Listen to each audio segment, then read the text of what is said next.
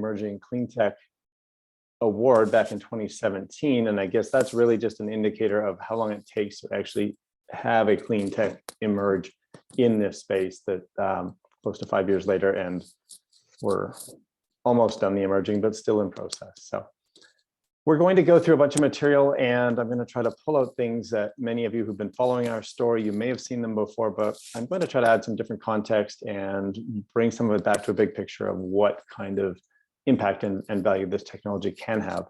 Once we're finished with the pilot at MARWAYNE, I'll also give a bit of an update on what's going on and what it's taken to get to where we are at MARWAYNE.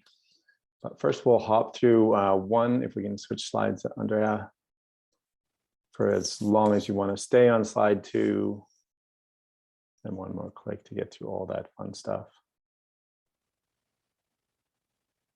And then as we go to the next slide, we can keep going through this one. We've included, we had the good fortune of getting some great media coverage through CBC this year, and I did want to include and kick off the session here today with our TV clip that was run about, I guess we were close to a month ago, but.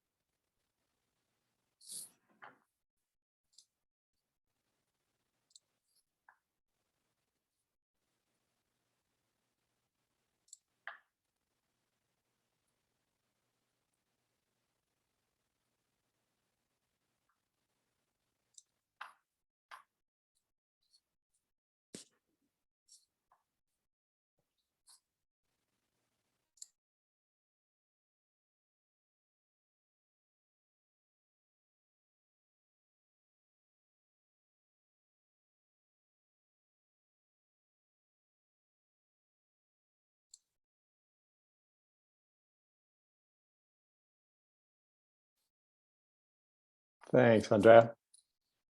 I hope you had audio. I couldn't hear that, so it must have been the mute side from you that kept that running. I'm not going to spend, because you just got an overview of really the basics that this slide covers, including a nicer animated version of the diagram. What I wanted to focus on here was really the blue box that you'll see in the middle there, the CTI. That's the clean tech inverter that powers what we're doing in the pay zone and how the energy gets down there. So I'm going to spend a little bit of time on deeper explanation of what the clean tech inverter is and how we're using it at MARWAYNE, as well as other places we plan to use that. You can go to the next slide, please.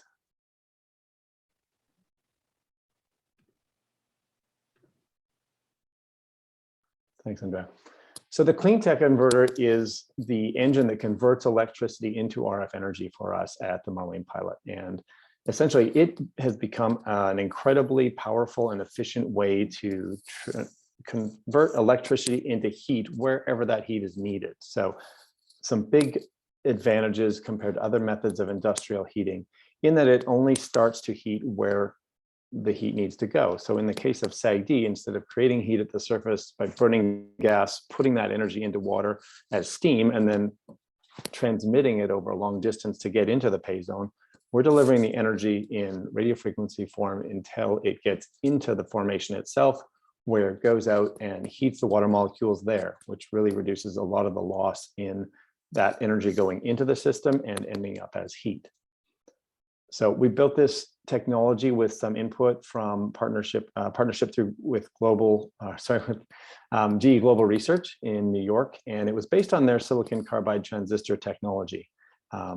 It's really efficient at converting energy. And so we're able to run this system at over 97% efficiency in terms of energy in and energy out as RF, compared to a typical microwave unit, even in the industrial space, where those kind of converters of energy operate at 70 to 80% efficiency at a maximum, given the large amount of power we're talking about and energy that takes to mobilize a heavy oil or an oil sand deposit. That's a pretty significant improvement. It's also really good at going into intermittent operation. So it can turn off and on, up and down, which is something that's a lot more challenging to do with a steam plant.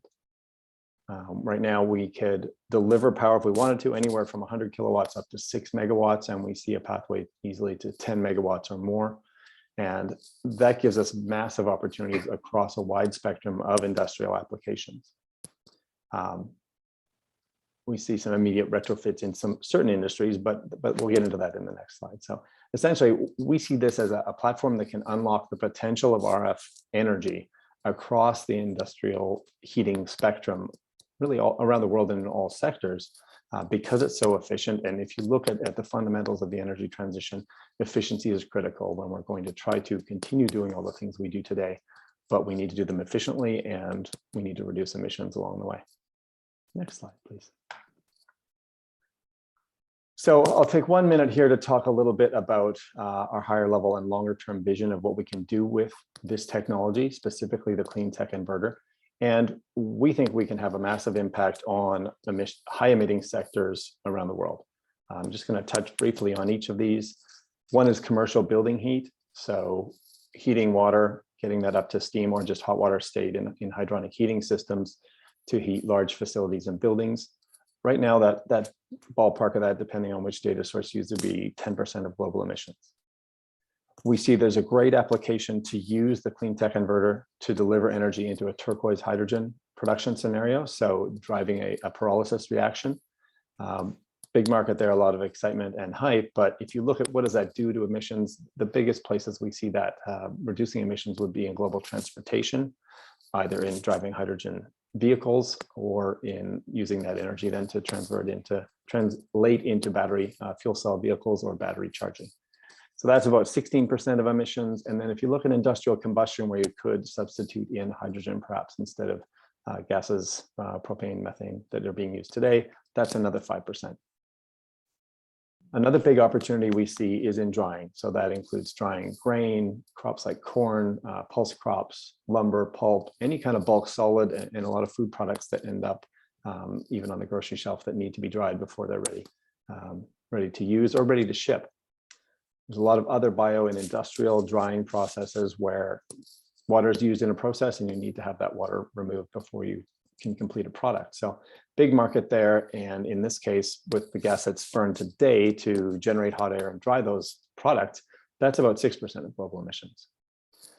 And for the rest of our talk today, we're going to focus on the responsible heavy oil development space. That's where we've targeted the use of CTI first, and obviously carbon and water intensive. And we see that if you look at the aggregate, production of oil and gas tends to be 10 to 12% of global emissions, again, depending on your source. So if you add all that up, we are not, to be clear, we're not saying we can solve all of those emissions, but we can have an impact on sectors that currently contribute a total of 47% of global emissions from that kind of macro environment. So now we're going to take a step. If we can go to the next slide, please. We're going to take a look into the bigger items that we've always been talking about, is the benefits of the technology, and then we'll start to drill into maybe some more specifics in how do things compare right now compared to the past couple of years with different commodity price environments. So big benefits that we've been putting out for several years are the compelling ESG opportunity of this technology. So number one, it's non-aqueous, no fresh water is needed, and all the water treatment side of things at the project facility are reduced significantly. Greenhouse gas emissions reduction ranges from 25 to 100%. I was thinking as I looked at this slide, it's probably right now more like 40 to 100%, given the number of coal plants that are now off the Alberta grid. And when you remove all that water and all the steam lines, et cetera, and the water treatment plant, steam plant, we can use less land in a project facility. When we compare what we see for simulation results, about a 50% reduction, 40 to 60% energy reduction compared to SAGD, and 50% lower capital costs, typically 40% lower operating costs. We'll get into a little more detail on that now, and we can go to the next slide. So this picture's been on our website, and it's been in presentations for a couple of years. Most of it holds true, but we're going to update the operating cost numbers based on current gas and power prices in a few minutes. So maybe try to keep in mind where these are sitting, and we'll go through where they were last year and where they are today. One thing we'll see is that really the capital costs right now remain mostly the same.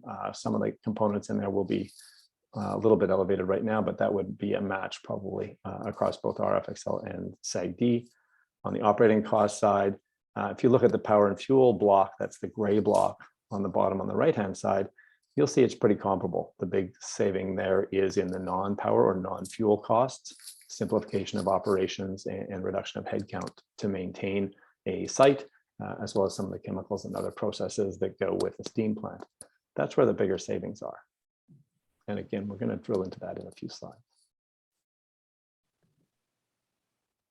As I mentioned a minute ago, I think we're past that 25%, given that some of the coal plants are off. The Alberta grid is faster maybe than this slide was expecting in terms of greening of our grid. So we're closer to the 56% than we were back then. But again, those are the big hitting benefits of the technology, is that chain reaction or domino effect from eliminating water eliminates the volume of water that needs to be processed, treated, and re-injected back into a steam plant, and eliminates the steam plant entirely. Also, we believe we can run this and be efficient without solvent injection or solvent recovery. So perhaps a simpler and less risky on the economic side of things. Thanks. Okay, so this slide is something we've shown before. It is based on where our numbers were about a year ago. So I will throw a thanks out to GLJ for their price deck.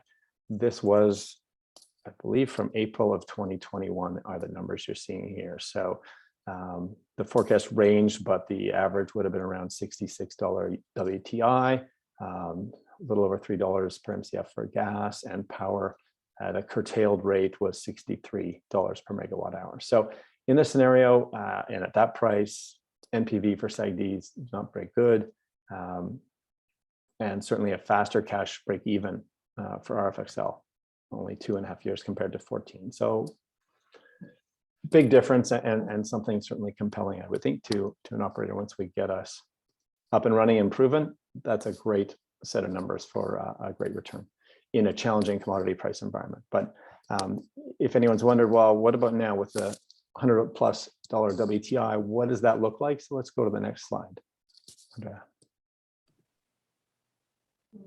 So now we've bumped up our WTI. It still ranges, but it is in the ballpark of $95 US is what the model is running out, much higher today. Over $5 for gas, and power at $100. Massive changes on all fronts. And while we haven't gone to update any of the CapEx, so we're still at the same price range there, you'll see a big jump in operating cost per barrel. But yet we're still $8 less on the RFXL side. Much stronger IRR and NPV because of that, and our cash break even is now down to less than 2 years, while SAGD is still sitting over 6. So both of these can be pretty profitable right now, but that cash break even is pretty fantastic. If I were an operator and I didn't want to bank on 10 to 30 years of $114 a barrel, I'd be looking for something with that kind of fast cash break even and an ability to move more quickly and respond to commodity prices. Thanks, Andrea. So now something else, I know there's a few people in the room at least that have followed our progress for a long time. So I'm going to go through some things here that may pull you into, or if you've read our white papers, you may know these things. If you haven't, you may want to, or you can just take them from here. But the use of the word game changer is it's everywhere. It gets used a lot. And so I wanted to take a little time and talk about some of the fundamental things that we believe really do change the game with RFXL. So how can it help operators? How can it help clean up emissions and water use while still providing a profitable pathway for people to produce some of these assets? So I'll go through a few at a time here, or through them one by one. If there's any questions at the end, by all means ask. So we'll have to keep clicking. First one is a thanks to Scovan in our 2021 white paper on zero GHG production. Scovan partnered with us and with Canadian Solar to do a white paper that presented a pad-based design. So there was no CPF. Everything was entirely pad-based. And in fact, the pad would leapfrog, where part of the tanks would move from one pad to the next. As you were finishing off the production curve from pad 1, you would start ramping up pad 2. And it used a solar array, a 100 megawatt solar array that would feed some of the power into the oil project. And it would also be grid connected so that you could sell power to the grid at peak rates and use off-peak power in the night to also power the oil side to minimize power cost. So really exciting thing there. And all of the CapEx reduction and simplicity of that pad-based design were a part of that economic benefit. But I think there's some other places, and I'll bring them up later, on the kind of resource that might allow you to access with a small and nimble project. Let's do our next bullet. Something else that's a big piece of the renewable power side is being able to operate intermittently. So in that white paper, we also simulated and demonstrated that we could run at 12 hours a day of power. So we had 4 megawatts of power, but we would run at 12 hours a day to take advantage of lowest cost, but also open the door to using renewable sources that wouldn't be operating 24/7. And the next big bullet that brings about running something like that is a near zero scope 1 and scope 2 production that's both physically possible, but as shown in that white paper, economically, it's really performs really well and is very profitable. So another piece here that we've talked about, it's a higher level benefit, if you will, and that is that by having a project like this that could take renewable power whenever it's available, that can help us to green the grid by financing new renewable power projects. For an investor in that power project, if they knew that they could get a 20 or 30-year PPA to sell power to an oil production project in off-peak hours and sell the rest of that power into the grid at peak rates during peak hours, that would help to finance that investment in a renewable power project, put all that power into that oil production as needed. And then if and when it ever stops or is not needed, you still have this renewable power asset that's going to be supplying the Alberta grid with clean power. So here's a bullet that I kind of mentioned with, ties into what I mentioned on the last slide around different opportunities. So that is that lower pressure operations, which is how RFXL operates, we're not creating high pressure steam at surface and injecting it into the reservoir. We do create pressure in situ through the expansion of the water that we heat, but typically those wells operate at lower pressure than a SAGD well, which opens the door to raising the ceiling on depth, and meaning we could produce from a more shallow resource. And in fact, our first white paper back in 2020, the simulation work and all of the analysis in that white paper was based on a 55-meter deep resource. So a lot of options, if we take off the caprock limits and the depth limits, there's a ton of resource in Alberta that could be pursued. And it's not that we necessarily need more resource. There's a lot of great resource out there today that is untapped, but it opens the door to cherry picking higher quality resource, which would take less energy, therefore less cost and less emissions to produce. So when I then think about how that ties back to Scovan and their pad-based design, it also means you could cherry pick resource that doesn't have to support a 30-year payback. So you could cherry pick operations that might run a pad or 2 pads or 3 pads for 5 years or 10 years, but could have a much better payoff if you then hop to another small project like that with really high quality resource. So a lot of potential there to improve profitability, reduce emissions, and increase flexibility of the kind of resource that we need to pursue. No fresh water needed. It's a pretty big impact. It does change the game, as people often talk about SAGD being the water business, not the oil business. That's a major shift in how the industry could operate. I think the last one for the page is faster time to first oil. So we see this as an economic benefit in our models, and I think the operators would echo this.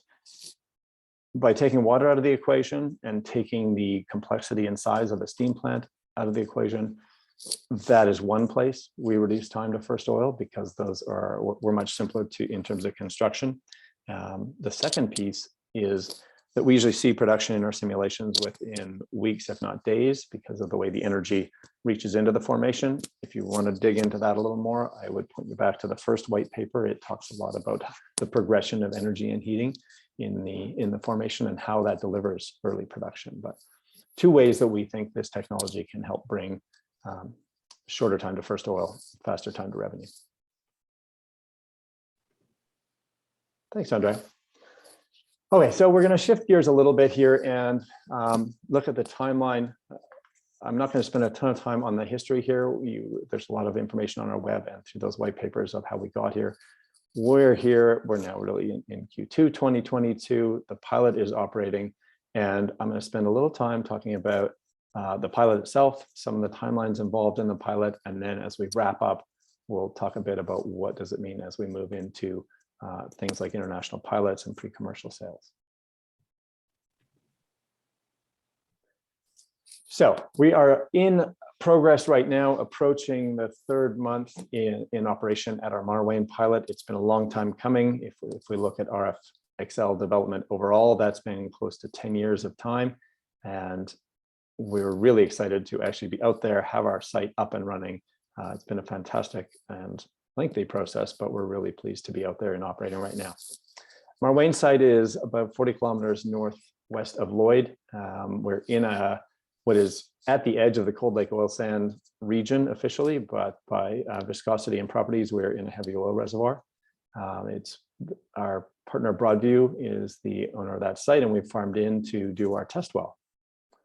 We are really excited by that location, given the proximity to and the similarity to all the other heavy oil assets in and around the Alberta, Saskatchewan region there near Lloyd.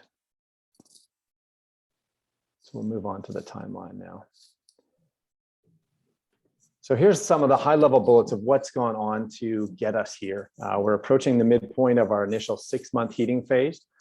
So far, we've been continuing to ramp up power, optimize operations, done some fixing, testing, braking, all the things we expected to do with a pilot project of this size. But essentially, with all our lead up, we began site construction a little over a year and a half ago at around the Q1. And by the time we got to Q3, we were able to move into drilling and completion, finally getting our facilities constructed, started this year and started heating on March 6th. We're really excited to see our first oil production on April 6th. And as we enter the start of June, we'll be approaching 90 days of heating. So very exciting progress.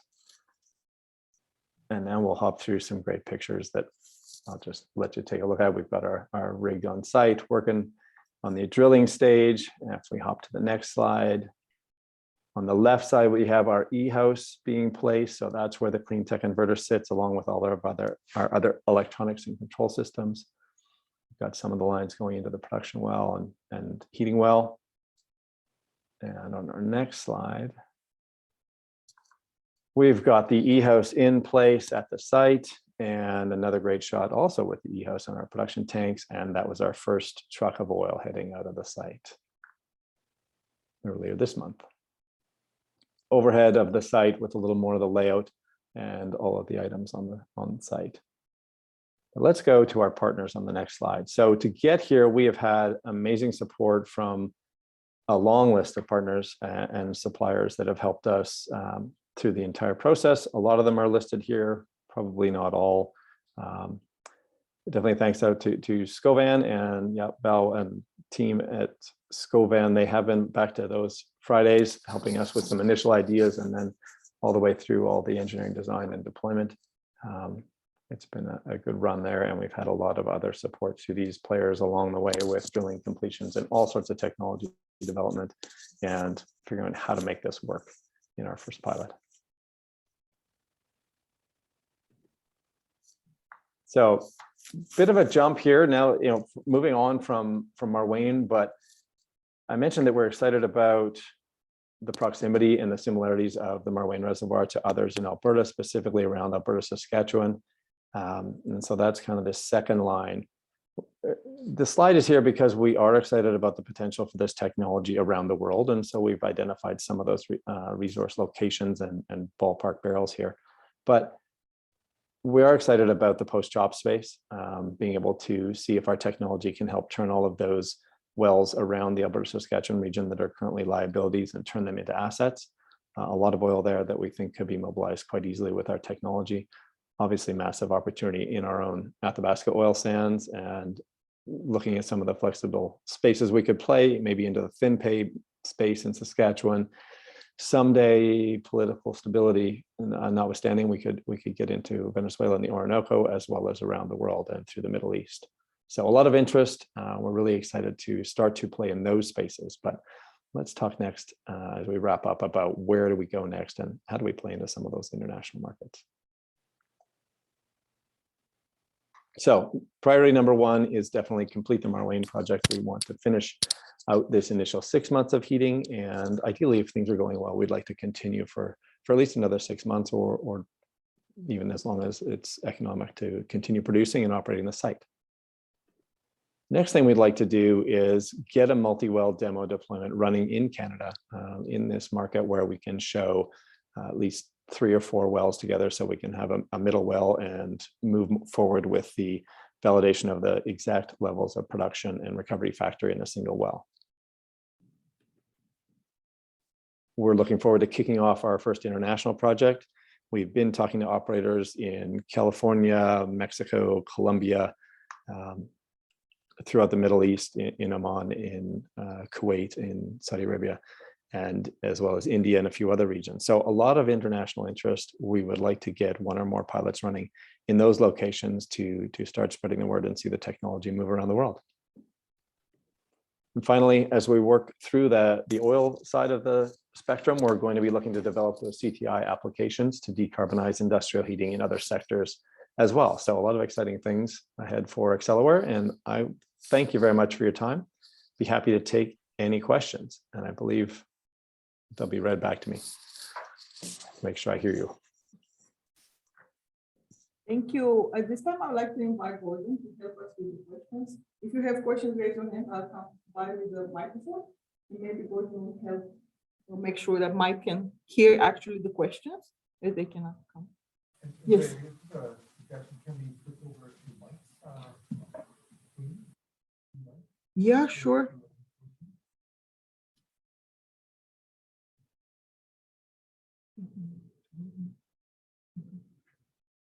I think I just need some help in here.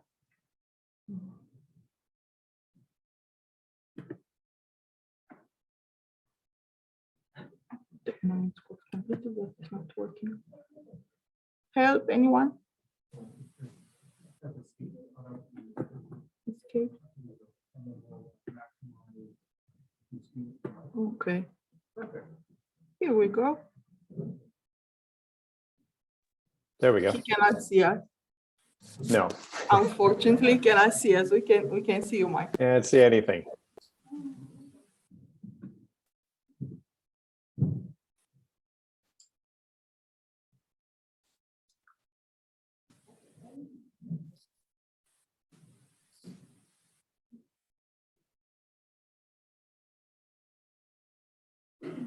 Mike is Carolyn Bennett with GLJ, and also the CHOA, and also ACCELEWARE.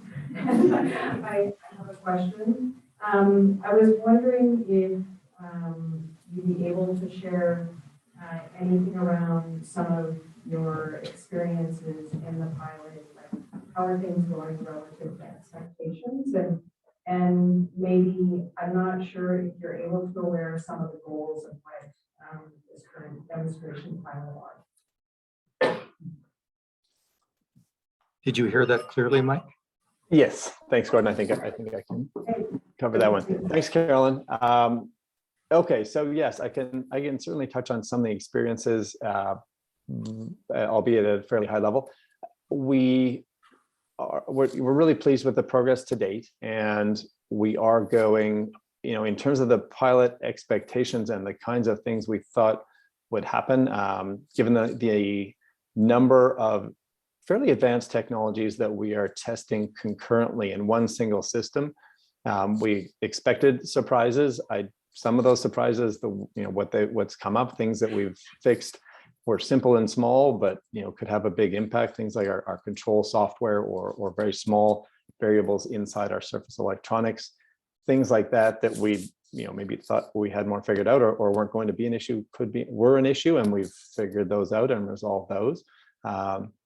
So I guess overall, I would say we're really happy with how things are going. It's more or less gone how we thought it would go in terms of expecting not a totally smooth ride, but a bit of a bumpy ride as we figure out how to get all these technologies working together as efficiently and smoothly as we want them to. So that's really the experience on the pilot to date.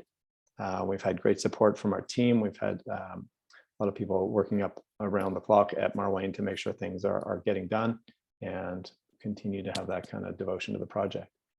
If I look at expectations, I mean, the things we really want to accomplish out of the pilot, we want to be able to demonstrate and validate that we are heating the reservoir, that we are heating the reservoir efficiently as we expected to. So proving out that the CTI is delivering energy and the RFXL system is conveying it to the reservoir as efficiently as we expect it to. And then as we do that and we are able to produce some warm oil, again, we want to be able to validate that within X%, our simulations were accurate and that we're able to mobilize as much oil with the technology and with the amount of energy going into the reservoir as we thought we would. So that's the kind of thing we want to be able to see as we progress through the remainder of the pilot. Did that cover the question, Carolyn? Absolutely. Thanks, Mike. Thanks, Carolyn.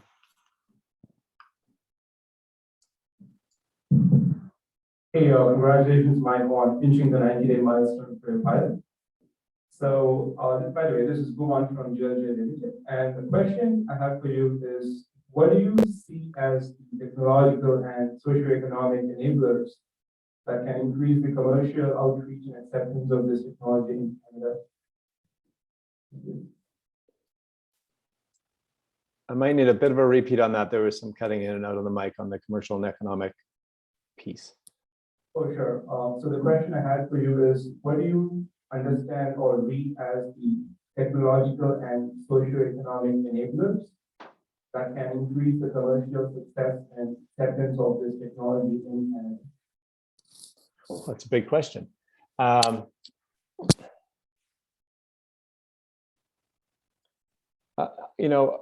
the commercial side, I think any kind of continued focus on both energy security and energy transition are supportive of our overall direction, whether that is in cleaner and more economic production of oil, or any of those clean tech applications that can reduce the amount of energy going into the kinds of industrial applications that are happening around us every day.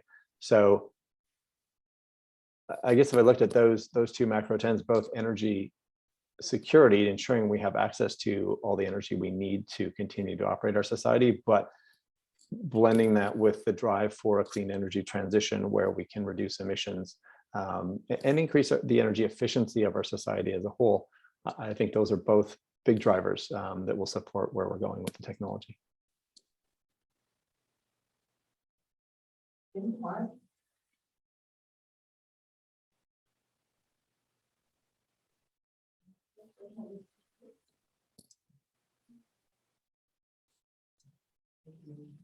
I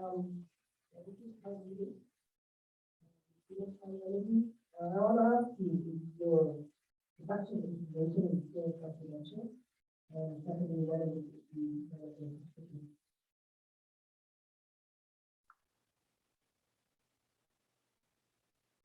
I did not get that question. Should I speak louder?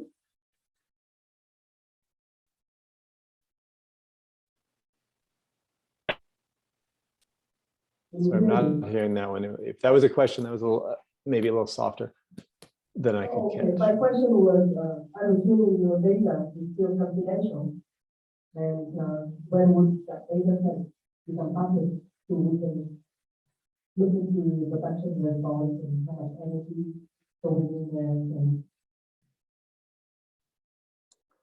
Sorry, I'm still getting there. I'm getting a bit of echo or kind of reverb on that mic. If somebody with the other microphone near the machine can, near the laptop or whatever Andrea was speaking into. Can you repeat it there? But the further back in the room, it seems I get more background noise, or maybe it's because it's coming from both microphones at that point.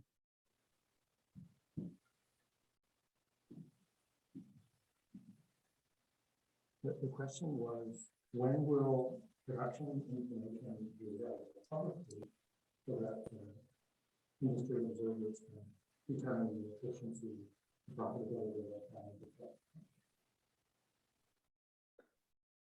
Okay, I can't give any specific dates of specific production information. ACCELEWARE will release data as we have more material production to results and details to announce on energy and things like that. Some of the production data will be kept confidential as a experimental scheme project. So we'll be balancing that with making sure our investors understand what kind of results we've had at a high level, while needing to keep some of the specifics of what we've been doing with power and production confidential as we share that with our partners and we refine what we're doing to maximize what the technology can do. Wish I could be more specific on that one, but it is the challenge of being a public company with a new technology.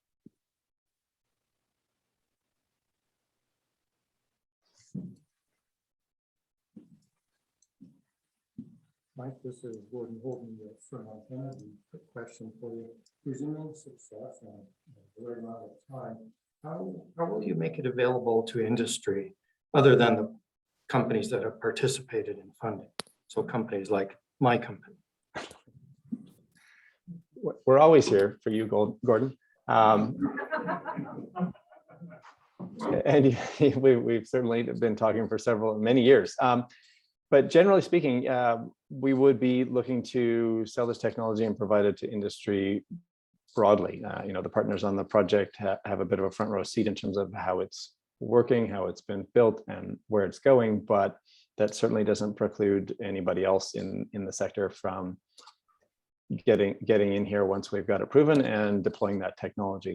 That's certainly how we hope to see our early stages of commercial sales be to any operator in the Alberta or BC or Saskatchewan space that's looking to accomplish production the same way we see it happening in the future.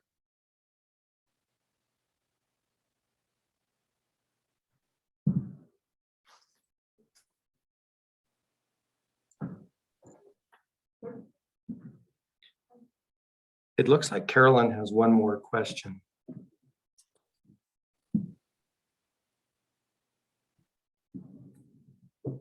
Maybe a little bit of a leading question, Mike, but I wondered if you could speak to the time frame for the follow-up pilot that you mentioned that would be multi-well here in Western Canada.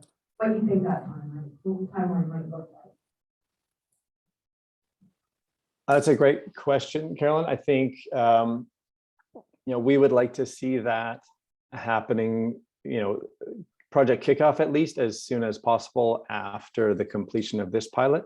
We'd like to have the data, a little more data coming in from this pilot in terms of production and heating, but also factoring in realities like getting regulatory approval and planning and engineering design. I think we'd like to see that underway as soon as possible, and then in the ground or certainly well along by the end of 2023 and operating in 2024 for sure. Thank you, Mike. Any other questions? Looks like those are all the questions for today. Thank you, Mike, for being here. Thank you, everyone. Thanks, everyone. Sorry I couldn't be there in person, but however many of you there are there, hope to see you in person next time around. Next time, we hope that we are going to arrange it hybrid, and hopefully we'll have a better technology so you can see the room. I know it was last minute today. We appreciate your understanding. And at this time, I would like to welcome Alan back just to sum up the meeting. You could stay with us online for a couple of minutes. Thanks. Thank you, Andrea. And thanks again, Mike and Valerie. Super exciting, the technology, the step change that we're seeing in our industry today. And what a wonderful time to be alive, to be a part of this revolution and this transition that's unfolding before us. So super excited for that. We're all cheering you on over at ACCELEWARE, and we continue to track your progress and to share that broadly with both our membership, the industry, and the public as well. So thank you very much, Mike. At this point, I want to thank all of you for attending our annual general meeting today. I want to recognize all the wonderful volunteers are out in the audience as well. Our sponsors who are out in the audience, and also all of our members out in the audience as well. We do invite you all to continue to stay with us in the evening here and join us for some cocktails. Let's connect together. Let's continue the process of connecting, learning, and sharing. And hopefully all of you can stay afterwards as well. Thanks, everyone.